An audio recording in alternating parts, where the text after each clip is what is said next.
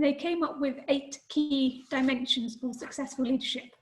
So they found that all of these successful school leaders were doing some very similar things, and they found 8. So these 8 were, these school leaders were defining their values and their vision and setting a direction for their school. And importantly, everyone in the school knew what that direction was, and they understood why that was the case. These leaders were enriching the curriculum. So they weren't just concentrating on the academic achievements, but that was important, and they had high expectations of both teachers and pupils. But they also broadened the learning opportunities, ensured that personal and social development was a priority. They embedded creativity and self-esteem into teaching practices.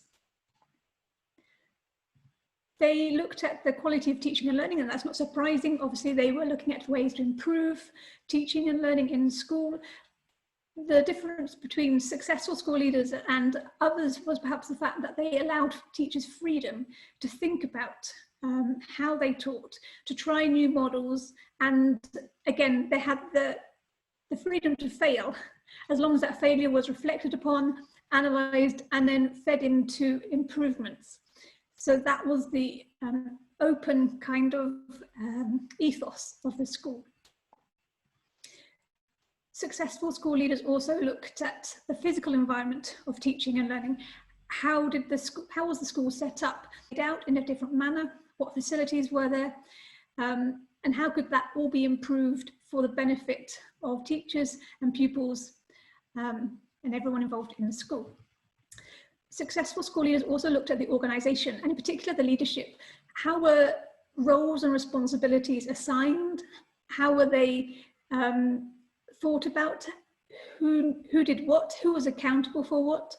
And was there clarity in accountabilities? In particular, they looked at leadership responsibilities, and rather than investing everything in just the head teacher, they looked at distributing some of the leadership roles across the teaching staff, which also fed into enhancing teacher quality.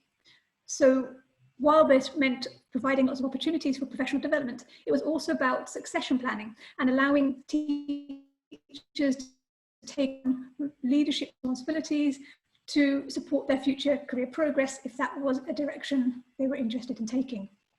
Successful school leaders also looked at internal connections. They had very good relationships with parents, teachers, and pupils. They supported teachers to work together in different ways. They encouraged collaboration. And this was all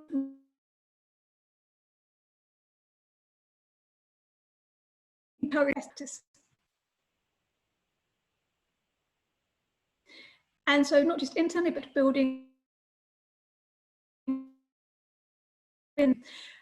this meant connecting with community leaders, making the school a hub for learning, not just for pupils, but the broader community.